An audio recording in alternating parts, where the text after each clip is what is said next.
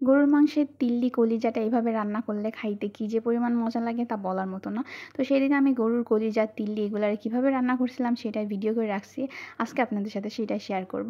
তো তার জন্য প্রথমে আমাদেরকে গরম পানি করে নিতে হবে, কারণ গরুর তিল্লিতে কলিজাতে অনেক পরিমাণে ময়লা থাকে, সেটা গরম পানির ভিতর দিলে অনেকটা পরিমাণে ময়লা বের হয়।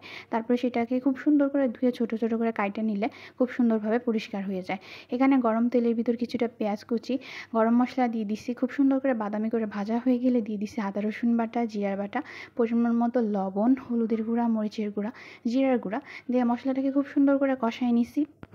কষানো হয়ে গেলে আমাদের যে তিল্লিটা ছিল বা গরুর কলিজা যেগুলো ছিল সেগুলো ছোটো ছোটো করে কাটে নিয়েছিলাম, আবার ধুয়ে নিয়েছিলাম। নিয়ে এখন হচ্ছে মশলার ভিতর অনবরত দিয়ে কষাইতে হবে, অল্প অল্প করে গরম পানি দিতে হবে, ঢাকতে হবে, আর এইভাবে কষায় রান্না করতে হবে। খাইতে কিন্তু দারুণ মজা হয়, একবার রান্না করে খাবেন। যারা না খান একবার অন্তত ট্রাই করবেন, ভালো। আমার হাতে রান্না করা বেস্ট বিরিয়ানির রেসিপি এইটা। মানে হুটহাট বিরিয়ানি খাওয়ার খুবই খুবই ইচ্ছা করতেছিল। মনে করেন মাংস এতটা সফট হয়েছে যে ছিঁড়ার সময় একদম উড়ে চলে গেছে প্লেট থেকে। তো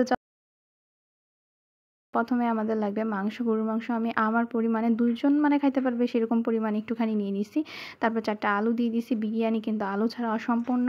তারপর সব ধরনের মশলা দিয়ে হাতে মাখায়া তারপর হইছে একটু সিদ্ধ বসায় দিছি। পানিটা একটু বেশি করে দিব, কারণ এই পানিতেই আবার হইছে সিদ্ধ মানে চাল যেটা, চালটাকে ভাইজা তারপর হইছে রান্নাটা করব তার জন্য।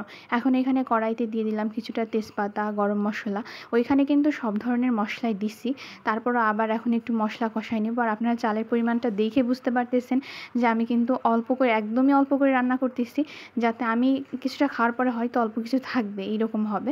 তো এখানে হচ্ছে পেঁয়াজটাকে খুব সুন্দর করে ভাইজা, এখানে শুকনা মরিচটা দেই নাই, কারণ মাংস যখন সিদ্ধ দিছিলাম তখন দিছিলাম। তার জন্য এখানে হচ্ছে শুধু টমেটো সসটা দিছি আর হচ্ছে পরিমাণ মতো লবণটা দিছি, আর ঝালের জন্য অনেকটা কাঁচামরিচ দিছি যাতে কাঁচামরিচগুলো ভাঙা খাওয়া যায়। আর এখন হচ্ছে চালটা দিয়ে মাংসের সাথে খুব সুন্দর করে মানে ভাজা ভাজা করে নেব। ভাজা ভাজা করা হয়ে গেলে মাংসের ভিতরে যে অতিরিক্ত পানিটা দিছিলাম চালটা সিদ্ধ করার জন্য, মানে বিরিয়ানিটা রান্না করার জন্য, সে পানিটা এখন ঢাইলা দিব। এখন হইছে নাইড়া চাইড়া নিতে হবে, চারদিক দিকে নাইড়া তারপর হইছে এখন ঢাইকা দিব। তো এইভাবে একবার হইলো বিরিয়ানি রান্না করে খাবেন, আর আমাকে জানাবেন যে হুটহাট এইভাবে বিরিয়ানির রেসিপিটা আপনাদের মানে কাছে কেমন লাগছে, আর আপনারা অবশ্যই রান্না করে খাইয়া জানাবেন যে আপনাদেরটা রান্নাটা কেমন হয়েছিল। তো এই তো আবার হইছে উল্টায় পাল্টায় দিতেছিলাম, আবার একটু নাড়িয়ে নিতেছিলাম। তো এই তো আমার বিরিয়ানি রান্না করা একদম শেষ, তিহারিও বলা চলে নাকি। তো এই তো আলু হইলে তো আর কিছুই লাগে না, আলু তো মাস্ট দিতেই হবে। আর মাংসটা কিন্তু খুব বেশি সফট হয়েছে, আপনারা দেখতেই পারতেছেন। তো এখন খাওয়ার সময়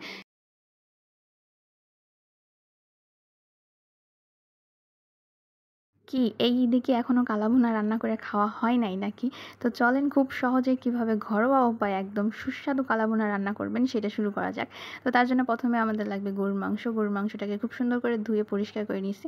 তারপর পরিমাণ মতো পেঁয়াজ আর হচ্ছে আদা রসুন বাটা 2 টেবিল চামচ নিয়ে নিচ্ছি। আর এখানে রাঁধুনির যে কালাভুনার মশলা, এটার জন্য কিন্তু রান্নাটা আরও বেশি সহজ হয়ে গেছে। তারপর দিয়ে দিচ্ছি পরিমাণ মতো তেল, সরিষার তেল, তারপর টমেটোর কেচাপ, তারপরে দিচ্ছি হইছে সয়া সস, তারপর পরিমাণ মতো কিছুটা লবণ দিয়ে খুব সুন্দর করে মাংসটাকে ম্যারিনেট করে 1 ঘন্টার জন্য রাইখা দিব।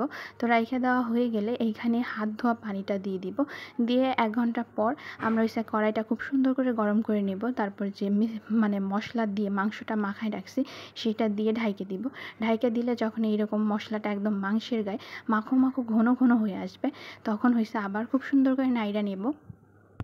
তারপরে যখন একদম মাংসের সাথে মশলাটা একদম গায়ে লেগে যাবে, তখন হচ্ছে একদম টকবগা গরম পানি দিয়ে দিব। আপনারা কিন্তু ভুলেও ঠান্ডা পানিটা দিবেন না, অনেকটা পরিমাণে পানি দিব যাতে মাংসটা খুব সুন্দরভাবে সিদ্ধ হয়ে নরম হয়ে আসে। তারপর এই পানিটা যখন শুকায় একদম এইরকম মশলাটা আবার ঘন হয়ে আসবে। এর ভিতর কিন্তু রসুন দিছিলাম, সেইটা একটু স্কিপ হয়ে গেছে, আপনারা কিন্তু রসুনটা অবশ্যই দিবেন। তারপরে যে ছোট আরেকটা মশলার প্যাকেট ছিল সেটার অর্ধেকটা পরিমাণে দিয়ে দিব। দিয়ে এখন খুব সুন্দর করে আবার মাংসটাকে নাইড়া নেব। এখন হচ্ছে অল্প আছে, যত ভাজতে পারেন। তো এই তো আমাদের রান্না শেষ। কেমন লাগলো ভিডিওটা জানাবেন, অবশ্যই বাসায় বানায় ট্রাই করে জানাবেন যে আপনাদের কাছে কেমন লাগছে। ভালো থাকবেন সবাই।